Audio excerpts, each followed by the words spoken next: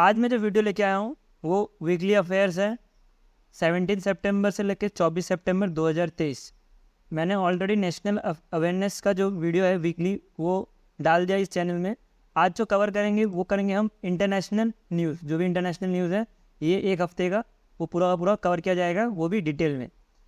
पहला जो न्यूज़ है वो है म्यांमार को अलाउ नहीं किया गया है टू चेयर क्या अपना जो आसियान समिट होता है उसके लिए 2026 में जो होने वाला था उसके लिए म्यांमार को बाहर कर दिया गया है। अभी म्यांमार में होने वाला था तो उसकी जगह पे भी कहीं और होगा, वो कहाँ होगा अभी वीडियो में आगे देखेंगे। पहले तो हम जान लेते हैं कि आसियान का फुल फॉर्म क्या होता है। आसियान होता है association of south east Asian nation. इससे नाम से पता लग रहा है जो साउथ ईस्ट एशियन है इन नेशन का एक समूह को बोला जाता है आसियान। तो ये आसियान हम पूरा डिटेल में पढ़ेंगे आसियान कंट्रीज कौन कौन सी होती है। पहले उससे पहले ये जानते हैं कि म्यांमार में क्यों नहीं हो रहा जो 2026 का आसियान समिट है। तो जैसे कि आपको पता ही होगा कि मिलिट्री कू हुई थी 2021 में, जिसको मैं पता नहीं उसके बता देता हूँ। जो मिलिट्री कू मतलब क्या होता है, जैसे कि कोई गवर्नमेंट है, गवर्नमेंट के ऊपर कोई अगर आर्मी बैठ जाए, मतलब गवर्नमेंट को हटा के कोई आर्मी का जनरल उस पोजीशन में बैठ जाए जिस पोजीशन में गवर्नमेंट है, तो उसी को बोला जाता है military Koo.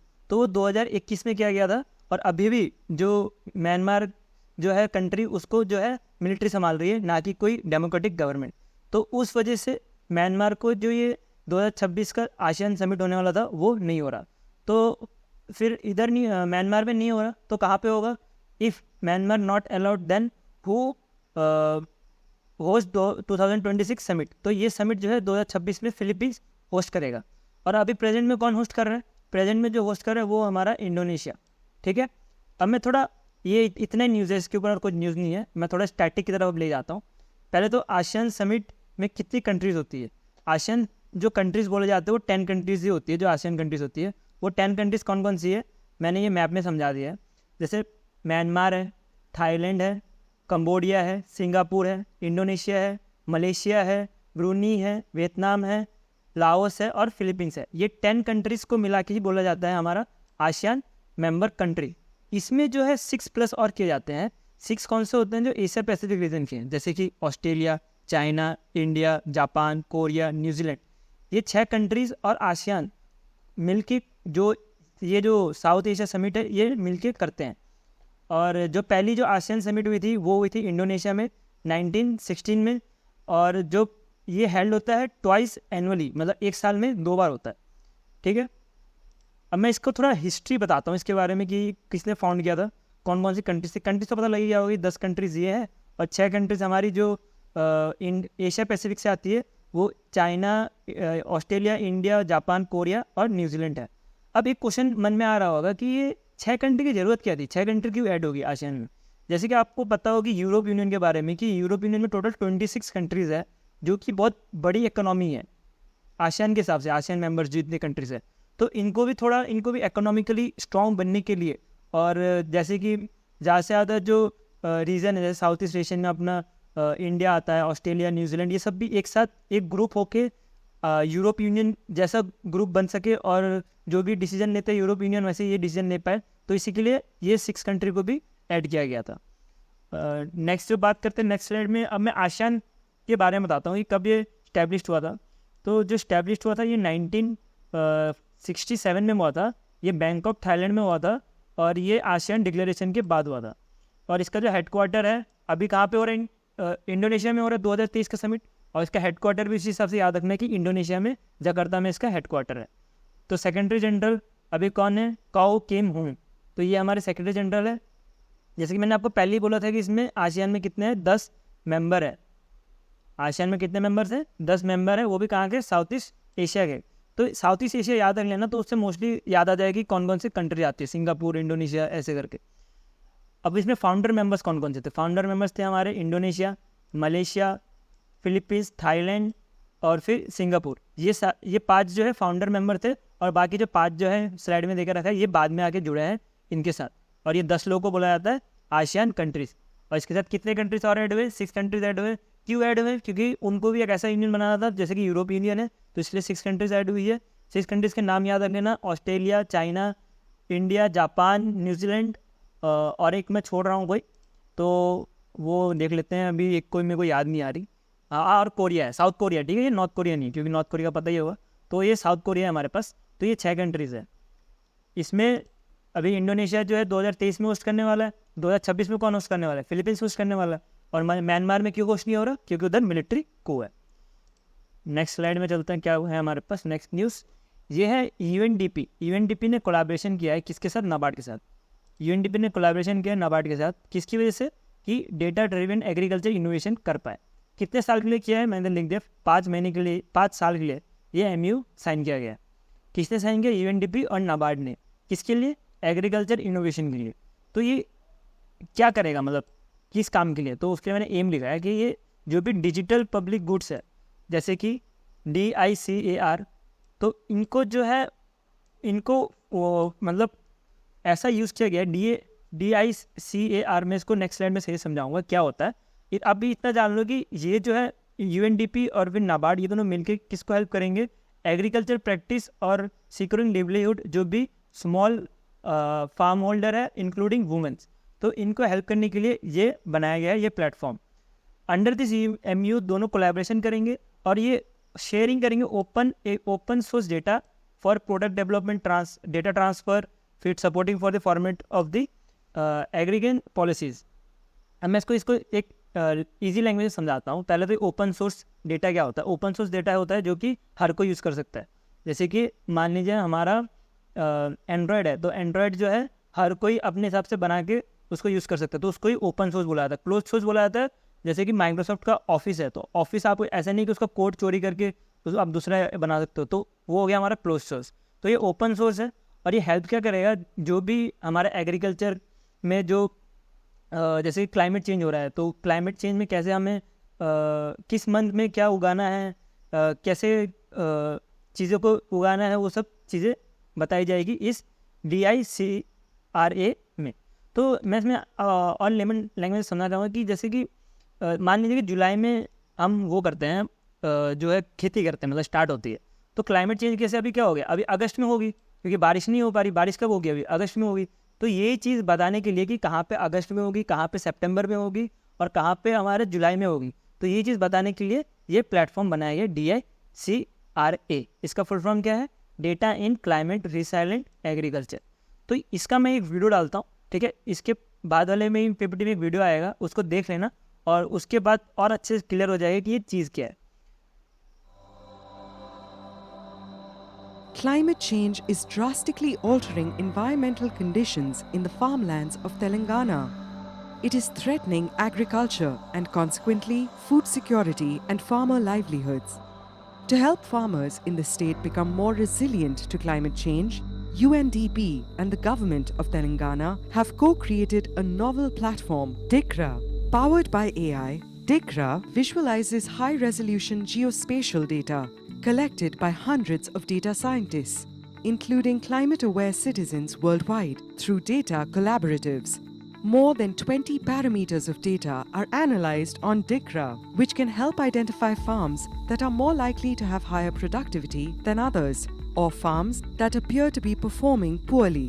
These insights could then guide the designing of customized policies, enabling greater investment in vulnerable farms than in non-vulnerable farms.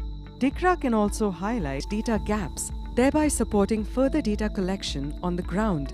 जैसे कि आपने वीडियो देख ही चुका होगा, तो वीडियो में जो है हम आपको पता लग गया होगा कि कैसे उस जोन बताया जा रहा है कि रेड कलर दिखा दिया कि इस जोन में इतने टाइम तक बारिश होगी, इसमें इतने तक बारिश होगी, मतलब वेदर का डेटा दिया जाएगा क्लाइमेट चेंज के हिसाब से और बताया जाएगा कि कौन से क्रॉप्स उगाने चाहिए कौन से नहीं, तो वो सब की डिटेल दिया जाएगा इस प्लेटफॉर्म में। तो ये जो है DIAC, जैसे मैंने पहले ही बताया कि data in climate resilient in agriculture है, तो ये किसका डेवलप किया, किसने डेवलप किया, ये डेवलप किया है हमारे UNDP ने, ठीक है, UNDP ने डेवलप किया हुआ है। तो UNDP ने डेवलप किया और किसकी हेल्प से इंडिया में फैलाया जा रहा है इस टेक्नोलॉजी को, वो है हमारा नाबार्ड। अभी प्लान है कि 50 मिलियन हेक्टर कवर करना है फार्मलैंड अक्रॉस इंडिया। ये इतना इंपॉर्टेंट नहीं है, तब भी नॉलेज के पॉइंट ऑफ व्यू से एक बार देख लेना। फिर DICRA क्या यूज़ करेगा, एज कटिंग डेटा साइंस और मशीन लर्निंग, ये भी AI का पार्ट है, ठीक है, AI टाइप में यूज़ किया जाएगा और आइडेंटिफाई करेगा किस फार्म में क्लाइमेट चेंज के चांसेस हैं और वो किस टाइम बारिश होंगी किस टाइम बारिश नहीं होंगी, या कौन से प्लांट्स उगाने चाहिए उस समय, तो वो सब का डेटा इस प्लेटफॉर्म में मिलेगा। और ये ओपन डेटा है तो हर कोई इसको एक्सेस कर सकता है। तो इसमें NABARD will be host and maintain this platform and utilize the data set policy, जो भी research and development technical support from UNDP. अब बात करते हैं कि नाबार्ड कैसे ये हेल्प करेगा। देखिए, ये मैंने पहले बताया, ये जो है प्लेटफॉर्म किसका है, ये यूएनडीपी का है। अब जो यूएनडीपी है, ये यूएनडीपी का प्लेटफॉर्म है, तो नाबार्ड का क्या काम है इसमें।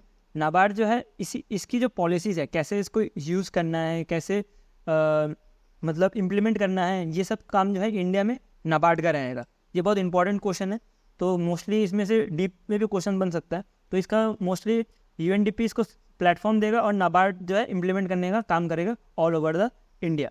और आपने जो वीडियो देखा होगा उसमें तेलंगाना के बारे में बताया गया था, तो वो तेलंगाना में ऑलरेडी इम्प्लीमेंट हो चुका है ये चीज़। नेक्स्ट स्लाइड चलते हैं कि बेनिफिट ऑफ पार्टनरशिप। मैंने आपको पहले ही बता दिया कि बेनिफिट ऑफ पार्टनरशिप क्या होगा, कि दोनों पार्टनर करेंगे to analyze over time to discussion the investment in the watershed area में काम करेंगे, माइक्रो इरीगेशन में काम करेंगे, वायरस ऑप्टिमेशन में काम करेंगे और क्लाइमेट रिलेटेड इनिशिएटिव में भी काम करेंगे। और कोलैबोरेशन जिसकी वजह से प्रमोट होगा डेटा ड्रिवन इन एग्रीकल्चर। अब यूएनडीपी के बारे में बात करते हैं कि यूएनडीपी है क्या हमारा। बहुतों को पता होगा बट बहुत लोग नए भी देख रहे होंगे, तो उनके लिए है ये।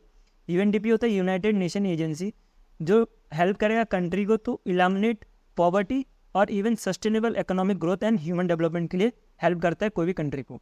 अब नाबार्ड क्या होता है, नाबार्ड हमारा एपेक्स रेगुलेटरी बॉडी है जो कि गवर्न करता है आरआरबीज को और apex cooperative banks in India.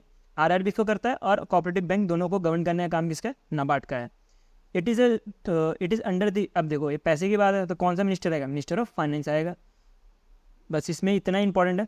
और नेक्स्ट स्लाइड में चलते हैं। अभी नेक्स्ट स्लाइड है हमारा यूनेस्को ने, नेक्स्ट स्लाइड मतलब नेक्स्ट न्यूज़ ही है कि जो यूनेस्को है, यूनेस्को क्या है हमारा, United Nation Education Scientific and Cultural Organisation. इन्होंने पब्लिक लॉन्च किया है, एक रिपोर्ट लॉन्च किया है एक साइड से, या गाइडलाइन बोल सकते हैं, एक गाइडलाइन लॉन्च किया है जिसमें बोला गया है कि जो जनरेटिव एआई है, जनरेटिव एआई कौन कौन से होते हैं, जैसे चैट जीपीटी हो गया या गूगल का जो ब्रैड है, तो वो सबको कैसे एजुकेशन में यूज़ करना चाहिए और उसकी इंपॉर्टेंस क्या है कि इस टेक्नोलॉजी को हमें रेगुलेट करना चाहिए किसके लिए, जो स्टूडेंट्स हैं। स्टूडेंट्स का डेफिनेशन क्या रहेगा कि कितने एज के स्टूडेंट, वो हम नेक्स्ट स्लाइड में देखेंगे। तो स्टूडेंट के लिए बनाया गया है कि इनको रिस्ट्रिक्ट करना चाहिए कि एआई यूज़ नहीं करना है। तो ऐसा क्यों करना है भाई, ये एआई तो काम की चीज़ है, तो इसको यूज़ क्यों नहीं करवाना। तो इसका मेन रीज़न है कि एक तो डेटा प्राइवेसी, और दूसरी चीज़ जो है, जैसे कि मान लीजिए एक लड़की है, ये लड़की जो है, लड़की को होमवर्क मिला है कोई स्कूल की तरफ से, तो वो होमवर्क सारा का सारा कहाँ से कर रही है, आजकल बच्चे बहुत एडवांस हो चुके हैं, तो एआई की हेल्प से पूरा का पूरा होमवर्क कर रही है। तो इससे क्या होगा, जो बच्चों को जो होमवर्क मिला है उसमें जो पढ़ के डेवलपमेंट होनी चाहिए वो डेवलपमेंट नहीं होगी, वो सीधे एआई में देखेंगे और उधर से कॉपी पेस्ट मार के होमवर्क कंप्लीट कर लेंगे। और वैसे ही चीटिंग भी हो सकती है एआई में, और बहुत सारी चीज़ें हैं। तो इसी के लिए रिस्ट्रिक्शन लगाया गया है थ्रू यूनेस्को के थ्रू। तो इसमें हम पढ़ते हैं एज लिमिट ये सब के बारे में, की हाईलाइट्स क्या क्या हैं। जैसे मैंने आपको पहले ही बताया कि जनरेटिव एआई कौन कौन से होते हैं, चैट जीपीटी या हमारा जो गूगल का ब्रेड है। तो ये student who liking chat GPT जैसे कि हो गए, तो ये क्या करेंगे, जो भी ऐसे है या तो मैथमेटिक्स से कैलकुलेशन से, वो सीधे सीधे लिखेंगे और वहाँ से उनको आंसर मिल जाएगा। तो उनका जो डेवलपमेंट होना चाहिए वो डेवलपमेंट हो नहीं पाएगा बिकॉज ऑफ चैट जीपीटी जैसे एआई की वजह से। तो इसमें बोला है, यूनेस्को ने 64 पेज का रिपोर्ट डाला है जिसमें बोला है कि गवर्नमेंट को स्ट्रेस करना चाहिए जो भी एआई है उनको बंद करना चाहिए, जो भी स्कूल एजुकेशन में in technical as well as जो वोकेशनल एजुकेशनल ट्रेनिंग होता है उसमें। अब मैं आपको एज लिमिट के बारे में बताने वाला था, तो इसमें एज लिमिट 18 नहीं है, स्टूडेंट का मतलब 18 नहीं रखा गया है। एज लिमिट जो है ध्यान रखने 13 साल रखा है। ये क्वेश्चन बन सकता है इसमें कि 13 साल के जो भी नीचे हैं या 13 साल के हैं, तो उनमें जो है ये एआई टूल यूज़ करना बंद करवाना चाहिए। और जो टीचर है जो इसमें ट्रेनिंग ले रहे हैं उनको भी बताना चाहिए कि कैसे इसको बंद कराना है थ्रू द स्टूडेंट। ऐसी कौन सी कोई कंट्री है जो कि ये ऑलरेडी इम्प्लीमेंट कर रही है, तो इसमें से हमारा जो नाम आता है चाइना, सबसे रिस्ट्रिक्ट कंट्री। तो चाइना ने ऑलरेडी ये इम्प्लीमेंट कर चुकी है कि बच्चों के लिए एआई यूज़ नहीं किया जाएगा, जनरेटिव एआई यूज़ नहीं किया जाएगा। दूसरी जो कंट्री है वो हमारी यूरोप यूनियन है, तो इन्होंने भी अभी तक अप्रूव नहीं हुआ है, बट 2023 तक इनका भी अप्रूव हो जाएगा कि बच्चों के लिए यूज़ नहीं करना। और अब हम देखते हैं कि फ्यूचर में इंडिया कब तक इसको इम्प्लीमेंट करता है। However many other country still in processing of drafting their own AI laws. अभी तक हमारे इंडिया में कोई AI का लॉ नहीं है।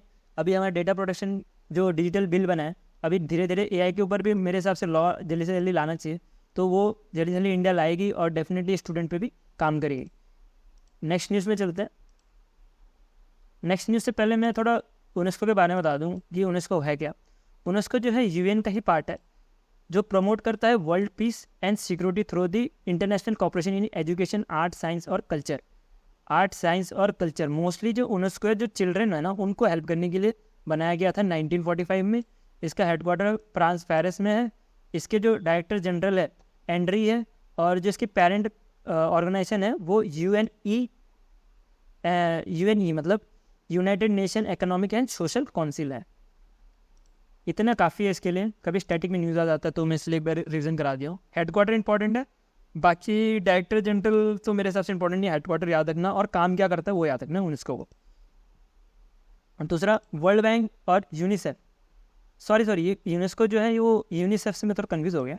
जो यूनेस्को है वो हेल्प करती है हमारे जो, एक मिनट, यूनेस्को जो है हेल्प करती है जो एजुकेशन है, आर्ट, साइंस और कल्चर को प्रमोट करने के लिए। और जो हमारा जो यूनिसेफ है उनका काम होता है कि जो चिल्ड्रन है उनको प्रमोट करना, उनको मतलब जो पॉवर्टी में वो चिल्ड्रन हो, या जो कि जो गरीब हो चिल्ड्रन, या तो खाना वाना सही से नहीं मिल पा रहा, तो उनको प्रमोट करने का काम यूनिसेफ का होता है। इवन जो ह्यूमन राइट का जो कंप्लेन लगाया था यूनिसेफ ने इंडिया के ऊपर लगाया था कि इंडिया जो है बच्चों को सही से फ्री एजुकेशन, मतलब फ्री एजुकेशन तो नहीं, मतलब अच्छे से एजुकेशन नहीं दे पा रहा, और कुछ आर्म कॉन्फ्लिक्ट है जिसकी वजह से बच्चे सही से नहीं पढ़ पा रहे। तो ये कंप्लेन जो दिया था ये यूनिसेफ ने दिया था, लेकिन ये जो है अभी यूनिसेफ ने ये चीज़ हटा दी है। तो वर्ल्ड बैंक और यूनिसेफ ये दोनों ने मिलकर 52 million children in extreme poverty बोला गया है इंडिया में। इंडिया में कितने पॉवर्टी है? 52 मिलियन चिल्ड्रन जो है इंडिया में अभी भी पॉवर्टी लाइन में है, मतलब जो गरीब तबके हैं। तो ये एक रिपोर्ट निकाला गया जिसको बोला गया है global trend in child poverty according to the international poverty lines. इस असेसमेंट के हिसाब से टोटल मैंने पहले बताया कि 53 मिलियन चिल्ड्रन जो है जो एक्सट्रीम पॉवर्टी में हैं, और this is highlight the every second children living in the globally जो कि एक्सट्रीम पॉवर्टी में है। जैसे 2 में से कोई एक बच्चा जो है एक्सट्रीम पॉवर्टी में है ग्लोबली। तो ये रिपोर्ट में ये सब कहा गया है। मैं इसमें और एक्स्ट्रा थोड़ा बहुत ऐड किया हूँ कि चिल्ड्रन जो है 1/3 ग्लोबली पॉपुलेशन वो जो है पॉवर्टी में, बट जो nearly half of the people जो है ये एक्सट्रीम पॉवर्टी में जो भी चिल्ड्रन है। नेक्स्ट स्लाइड चलते हैं। नेक्स्ट स्लाइड जो है हमारा बताता है कि सिंगापुर जो है वर्ल्ड का फ्रीएस्ट इकोनॉमी बन चुका है। अब ये फ्रीएस्ट इकोनॉमी क्या होता है? फ्रीएस्ट इकोनॉमी वो इकोनॉमी होती है जिसमें गवर्नमेंट का ज़्यादा रिस्ट्रिक्शंस नहीं होते। जैसे मान लीजिए हमारे इंडिया में अगर हमें एक कोई ट्रक दिल्ली से मान लीजिए मुंबई जाना है तो उसको कितने सारे टैक्स देने पड़ेंगे, कितना रिस्ट्रिक्शन होगा, हर एक चीज़ देखा जाएगा कि सामान क्या है उसके अंदर। ये सही चीज़ है, ये देखना सही चीज़ है। लेकिन ये सिंगापुर में क्या है? फ्री है, मतलब सिंगापुर में कम है as compare to all over the world. तो ये पहले किसके पास था ये जो है टाइटल? ये 53 ईयर्स से हांगकॉन्ग के पास था ये टाइटल। अभी हांगकॉन्ग को हटा के कौन बन चुका है? सिंगापुर बन चुका है वर्ल्ड का freest economy according to Canada think tank Fisher Institute. ठीक है, फ्रेशर्स क्या ये फ्रेशर जो भी है प्रोनाउंसिएशन कर लेना, ये इंडिया का थिंक टैंक है। तो इन्होंने ये रिपोर्ट लेके आया है कि सिंगापुर जो है इन्होंने पीछे छोड़ दिया किसको? हांगकॉन्ग को। आफ्टर 53 ईयर्स, मतलब 53 ईयर्स से हांगकॉन्ग पहले नंबर पे था जो कि फ्रीएस्ट इकोनॉमी था। और मैंने फ्रीएस्ट इकोनॉमी समझाया क्या होता है फ्रीएस्ट इकोनॉमी, जिसमें गवर्नमेंट के रिस्ट्रिक्शंस कम से कम हो। तो अगर सिंगापुर 1 में है तो 2 पे कौन है? 2 पे अभी हांगकॉन्ग आ चुका है, और 3rd नंबर पे हमारा स्विट्जरलैंड है। अब ये freedom index based on, freedom index किसके बेस्ड होता है? ये फ्रीडम इंडेक्स वो नहीं है जो जर्नलिस्ट में लगता है। ठीक है, फ्रीडम इंडेक्स का मतलब ये है कि जो फ्रीएस्ट इकोनॉमी है इसको कैसे क्लाउड किया जाता है, इस मेजर ऑन दी कैसे इंटरनेशनल ट्रेड हो रहा है, freedom to enter and compete in market as well as business regulations और among other yardsticks। तो ये सारे पैरामीटर्स है जिसके बेसिस पे ये फ्रीएस्ट इकोनॉमी डिसाइड किया जाता है। नेक्स्ट स्लाइड में चलते हैं। नेक्स्ट स्लाइड बोलता है हमारा यूएनडीपी ने कोलैबोरेशन किया नाबार्ड के साथ। किसकी वजह से? अरे ये वापस आ गया स्लाइड, सॉरी इसको स्किप कर देना। अभी ये न्यूज़ ख़त्म हो गया हमारा, ये 1 लाइनर है, मुझे नहीं लगता इससे ज़्यादा कुछ डिप में आएगा। जो पाकिस्तान में इलेक्शन है इस बार जनवरी 2024 में होने वाला है, वैसे बाद में होता है, बट इस बार इलेक्शन कमीशन ने डिसाइड किया कि पाकिस्तान का जो जनरल इलेक्शन है जनवरी 2024 में होगा। और यूके ने जो ग्रीन क्लाइमेट फंड है उसके लिए 2 बिलियन रुपीज़ देने का कमिटमेंट किया है। तो ये दोनों न्यूज़ वन लाइनर है, मुझे नहीं लगता इसका कुछ ज़्यादा डिटेल में जाना चाहिए, तो इतना ही मैंने इसको रखा है। तो आज के लिए इतना इस वीडियो में। नेक्स्ट वीडियो में मैं जो है अभी स्पोर्ट्स, डिफेंस और साइंस के वीडियोज़ भी अलग अलग वीकली बनाने की कोशिश करूँगा। तो अभी के लिए इतना ही, गुड बाय।